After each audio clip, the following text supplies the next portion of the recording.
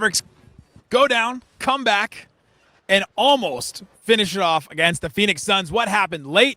Who messed up? Who's to blame? We'll talk about that and more today. It's Locked On Mavs. I'm Luka Doncic, and this is Locked On Mavericks podcast. If you don't believe, you shouldn't be here. You are Locked On Mavs. Great, Rusty. Your daily Dallas Mavericks podcast. Almost done. Part of the Locked On Podcast Network. Amazing. Your team every day. Still can't even help you.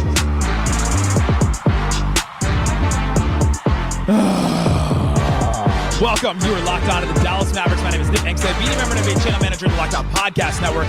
Your team every day. Thanks for being part of the show and being an everydayer. Making Locked On Mavs your first listen today. Subscribe to our free Locked On Mavs newsletter. Get analysis straight to your inbox every day. It's free. Check the QR code or check the link in the description wherever you're listening. Watching this episode is brought to you by PrizePicks. Download the app today. Use that code LOCKEDONNBA to win $50 instantly when you play your first $5 lineup. PrizePicks, run your game.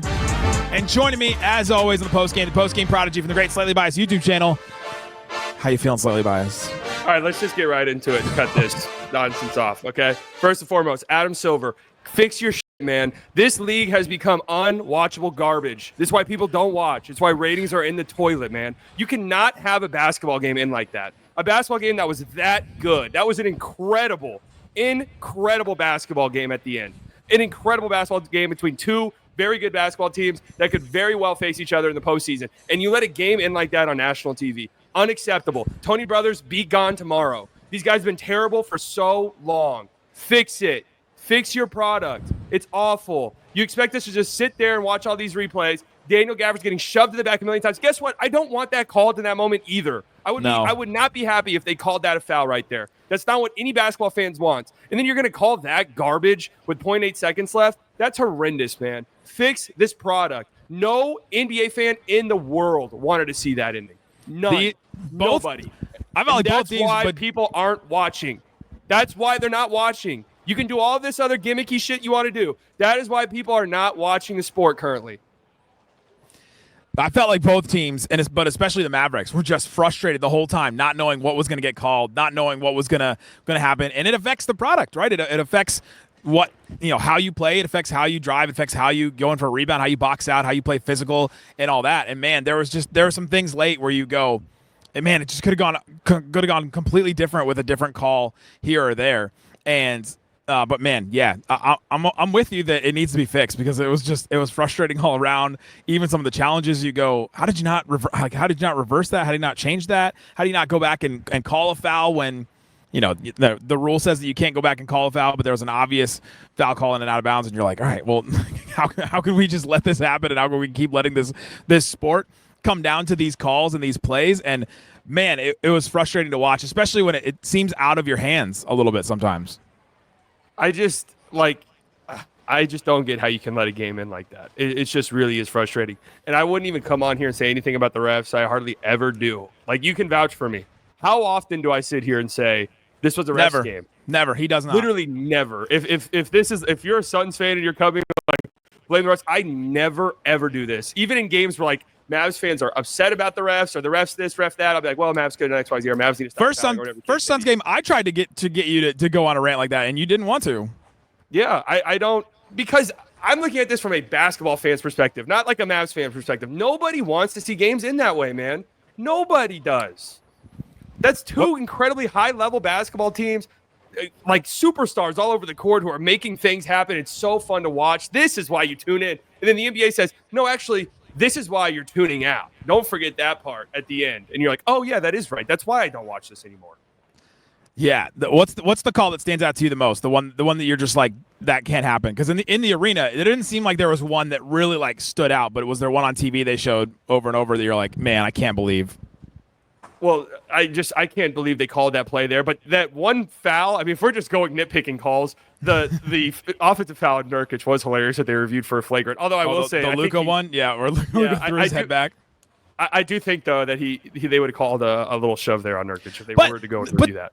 That ref crew earned that call because the whole game they had been letting the Suns get away with flops. There was the Tyus Jones, or was it Tyus Jones in that corner when Kyrie ran into him and he just like flew backwards.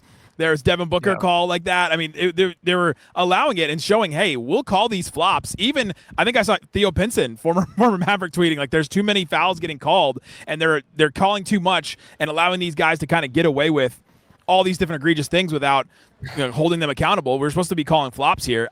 It's very hard to be an official, to call it that fast and to call it like that. I don't know if you've listening, if you've seen these guys in person, how fast and how big they are and how fast things happen. It's wild to see. But yeah, it's a problem, and it continues to be a problem. And I think they've got to leverage the Secaucus office a little more and just reverse stuff when it's wrong, right? Like have somebody watching on the film, come in the earpiece. Hey, that's the wrong call. Fix it. Boom. Then that's it. That'd be so. I feel like it would be so quick. I mean, I've come on here. I have to like just stay in true because I do believe this. I don't want these really long review processes. So I would live with them getting calls wrong if it meant we don't have to sit in reviews forever. But if they replace their current review process with like you said, like a quick little earpiece, hey, the call was wrong. These reviews should not take as long as they do. It makes no sense to me whatsoever. No, we can see it here. Let's just go. Like just call it and let's go. But like you don't call a foul like that at the end of a game ever. No, like that's just why. Like any NBA fan, you ask them at like a moment where they're just being completely objective. Their team's not involved in a game. They would just straight up say, "I don't want that foul called. I don't want a foul call there." Nobody ever does. It's widely agreed. Let them play it out. It wasn't even called on the right person. They called it on Gafford. It was actually a foul on Kyrie. Kyrie got pushed into Nurkic, and then his arm kind of goes over the top of him, and that's what caused the contact there. So I mean, if you're going to call anything, call the foul on the push, or call it on Kyrie. Call the push off. That happens right then and there. Like that was an obvious foul on Royce O'Neal that you don't call that. I mean, that's just what's frustrating. And then they had a terrible call earlier where Nurkic is just stumbling and fumbling under the basket. And the Dwight Powell pulled the chair out from under him, but you're like, there was no chair to begin with. Like, how can you pull the chair out, Val, if there was no chair? He started falling before Dwight Powell even got there. I mean, it's just you're gonna miss calls throughout a game. You know, that's just always how it's gonna be, right?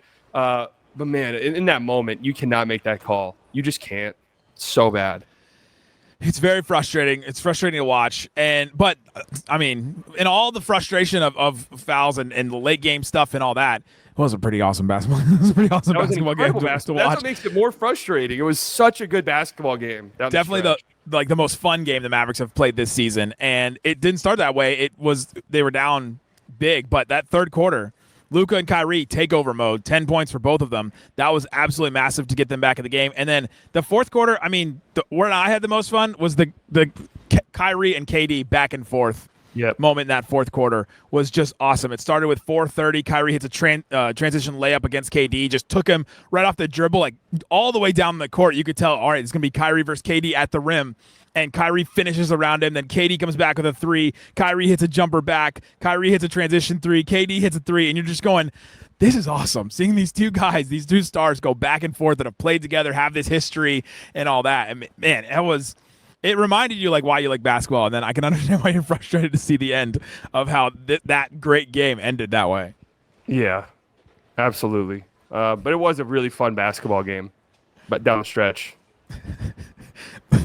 If you're not watching on YouTube or KFAA or Amazon or wherever you watch, Slightly's background is just blackness, and I just can imagine him sitting in a black void or like a black box. That's what Adam Silver's NBA has done to me. He's built his life around it. His whole Slightly Biased YouTube channel, just watching NBA games, and the frustration has mounted now to this point. Yeah, it's just I don't get it. I really don't. It's very, very frustrating. Came down to the end. And then, but there was a couple things Mavs-wise, though.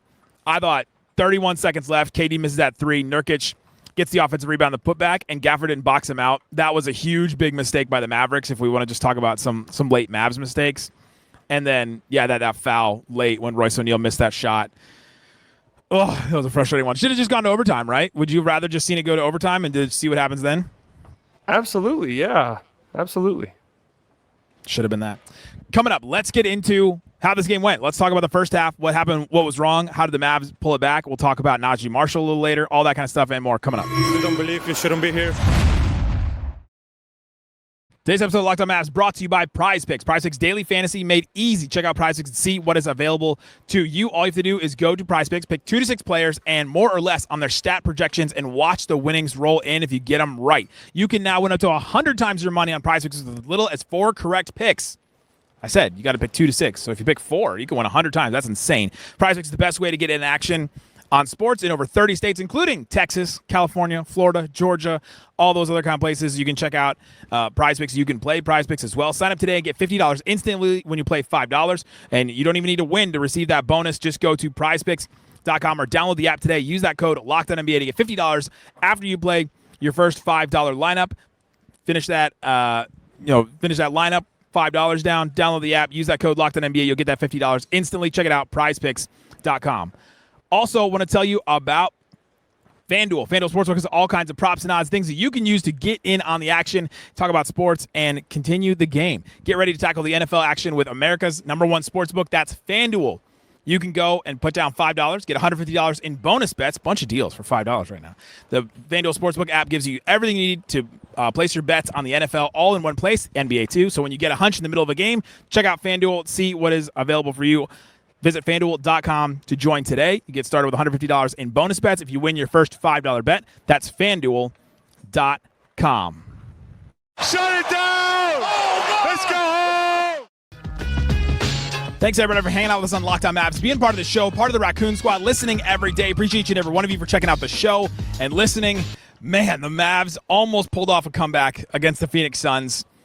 I just want to walk through this game a little bit because it started in that first half, or the first quarter, felt like the exact same game the Mavs played on October 26th against this team, where the Suns were just draining threes. The Mavs defense was scrambling but couldn't keep up with them, was letting guys drive by them. Phoenix was 8 of 13 from 3 at the end of the first quarter, and it was kind of a miracle that it was only a 10-point game at that point. Yeah, the Suns are a really good basketball team, man. There's a reason why they are 8-1 now in the season, 7-1.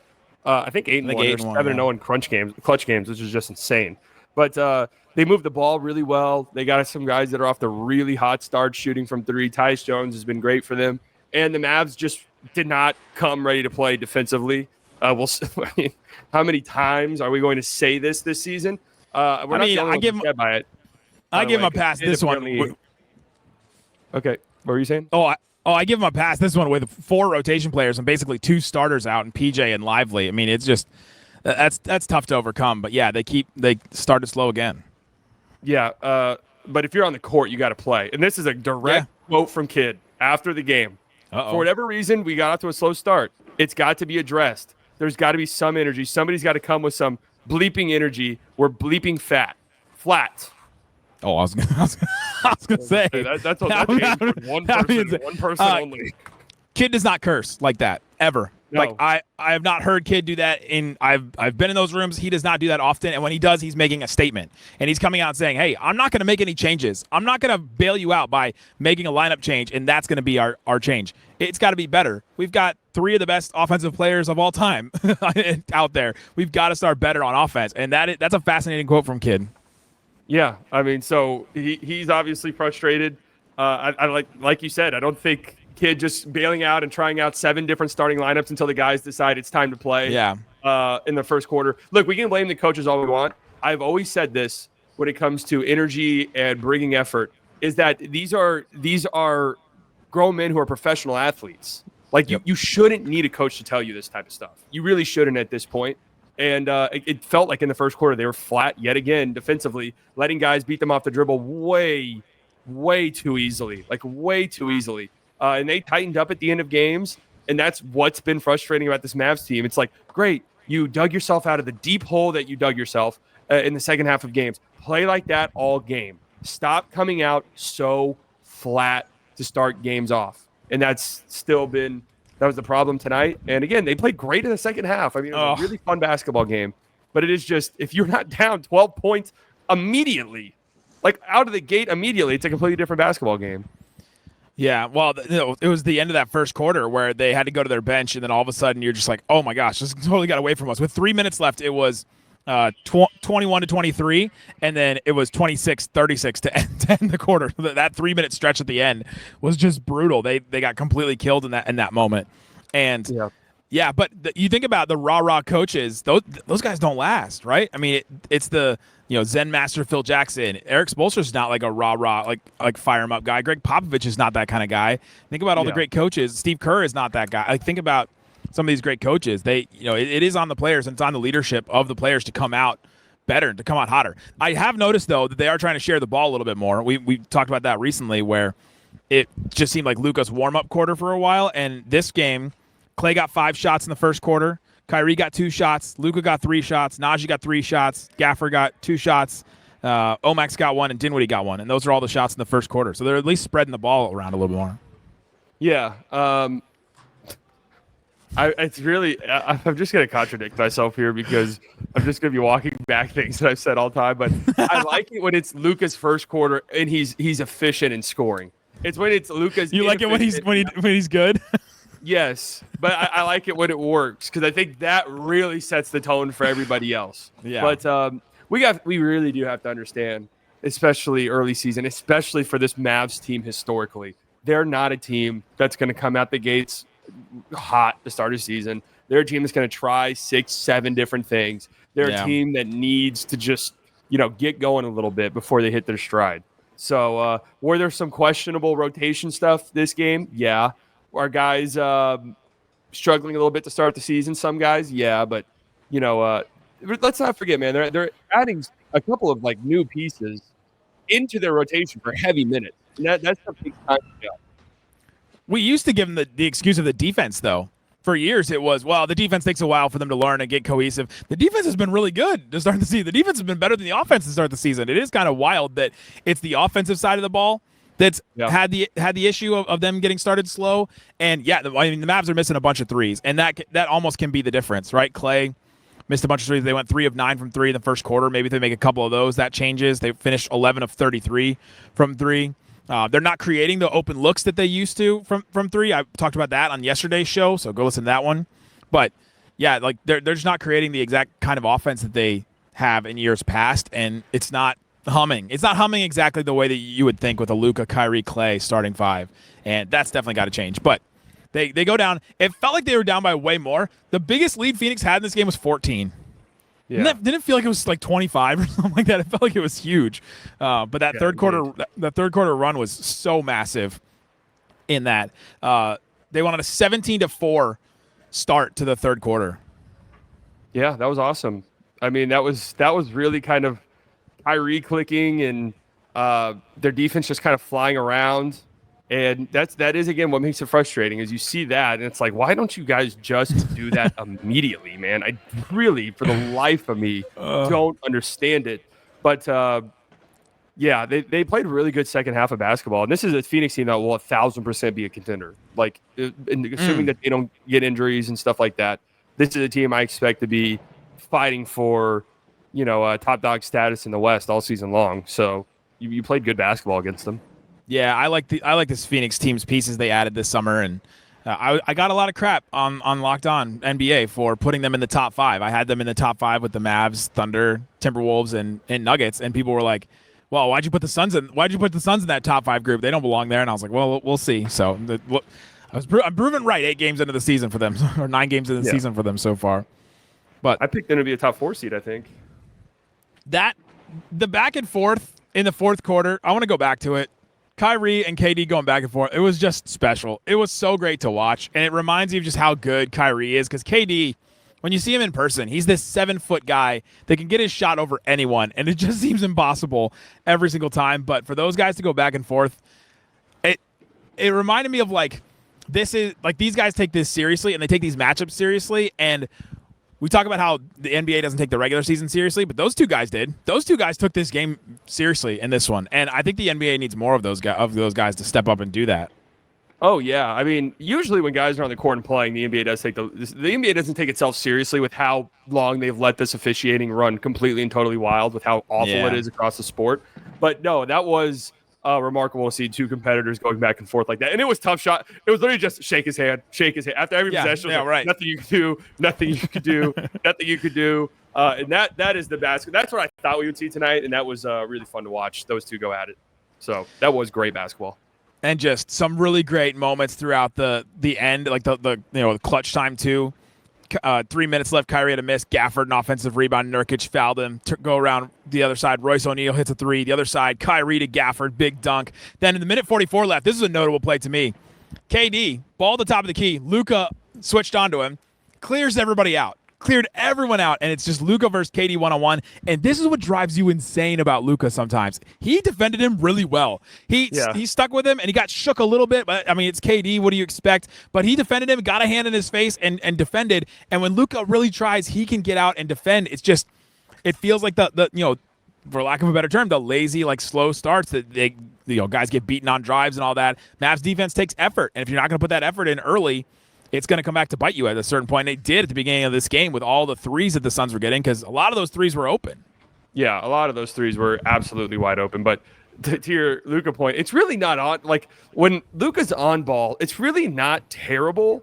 No. It's really for him the off-ball stuff and all the other things that go into defense that can really be lacking at times. But it's a play like that. And, yeah, KD, honestly, I think got him a couple of times during that sequence. But then that's when you remember Luka has a 7'2" wingspan.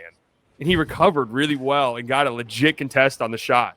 So that was really good defense. Those two have a fun little rivalry going as well. But it feels very friendly and very competitive, but good competitive.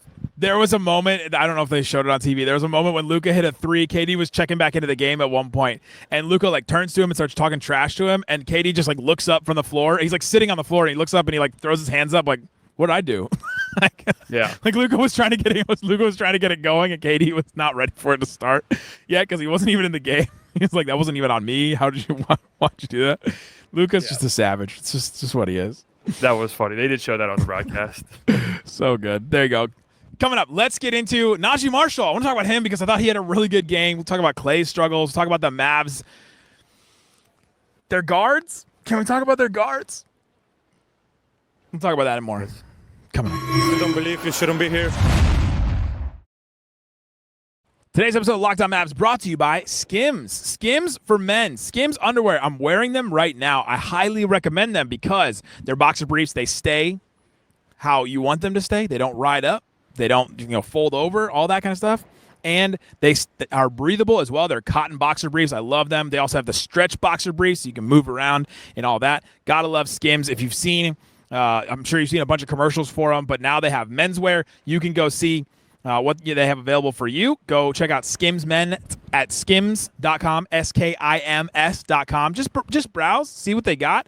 And then once you find something that you like, because I know you're going to like anything that you buy from there, let them know that we sent you. Place your order. Select podcast in the survey. Select our show on the drop-down menu that follows. So select podcast in that survey. And if you're looking for the perfect gift for the whole family, Skims just launched their biggest holiday shop ever. Also available at skims.com, SKIMS.com. Skims, the best underwear you'll try. Skims.com. Check it out. Shut it down! Let's go home!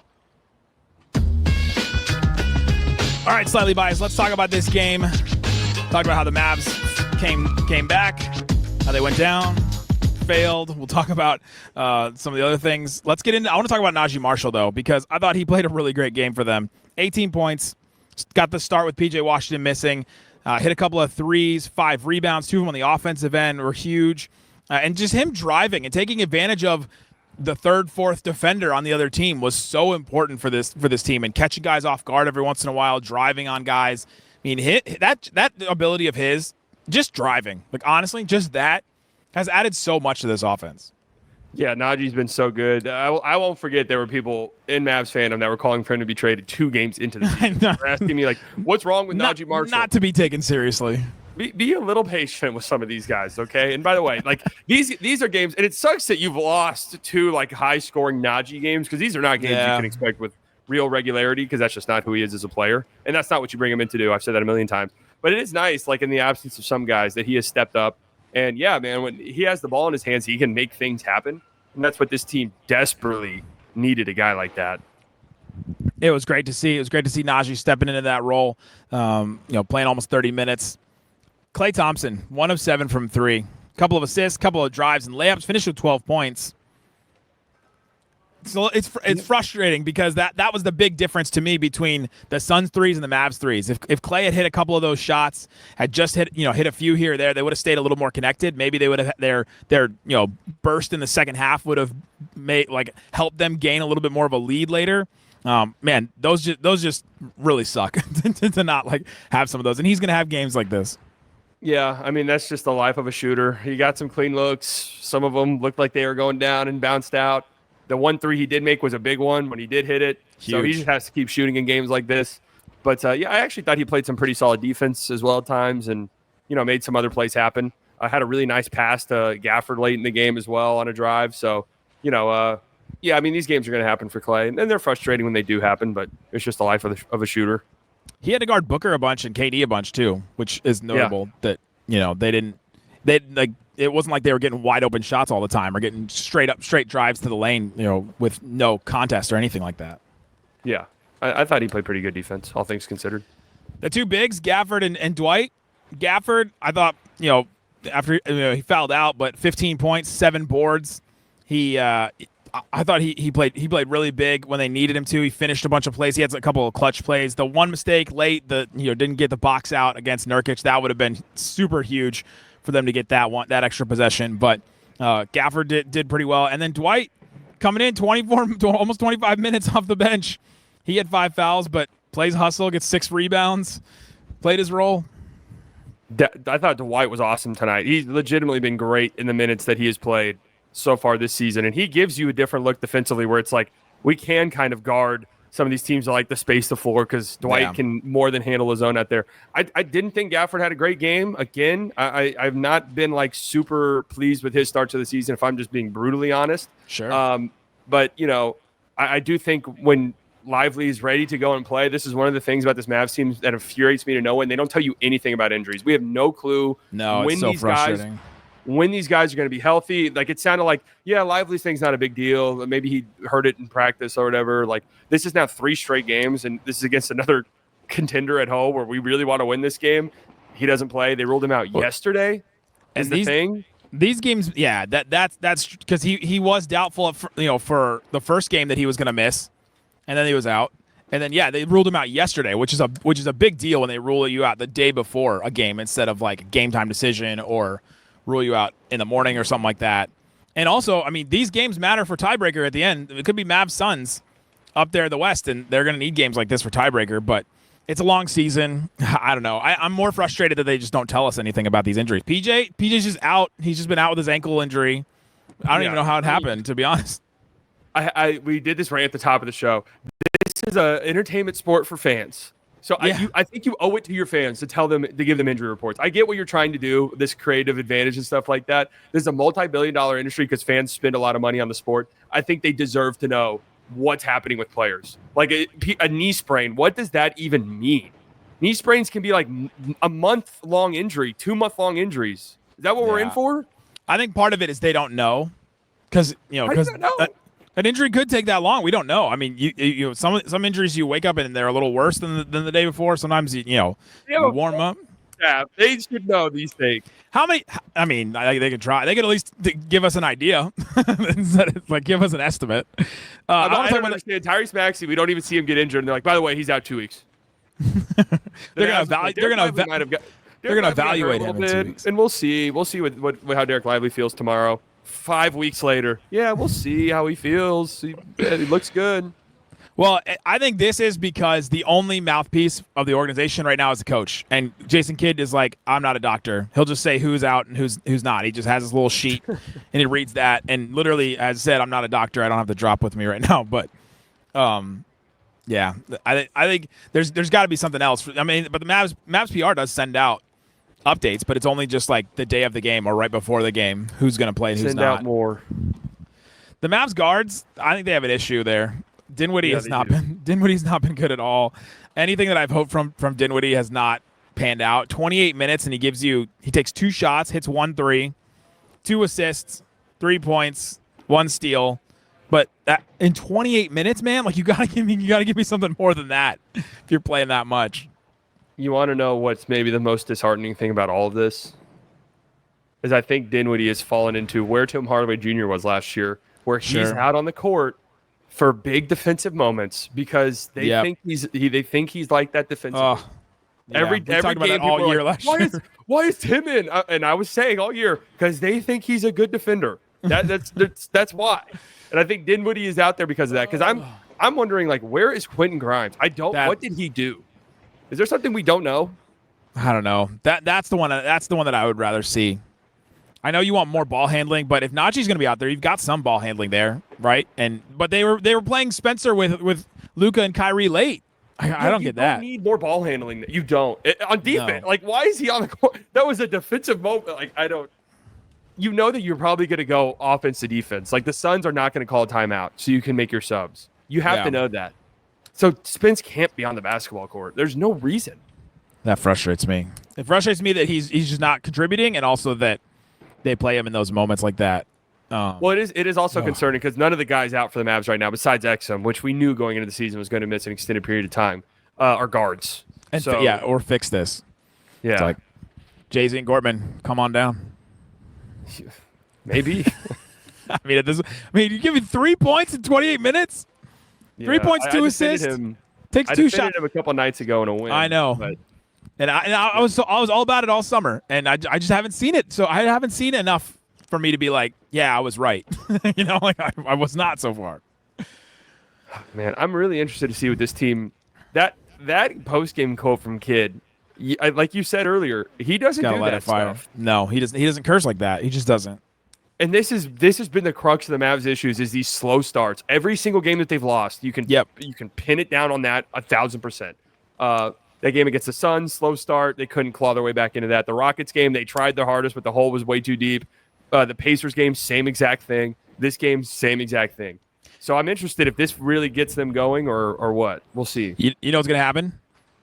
Mavs at Nuggets on Sunday. Luka, 25-point first quarter, calling it. Okay. Take the over on Luka first quarter points in the Nuggets game. No Aaron Gordon.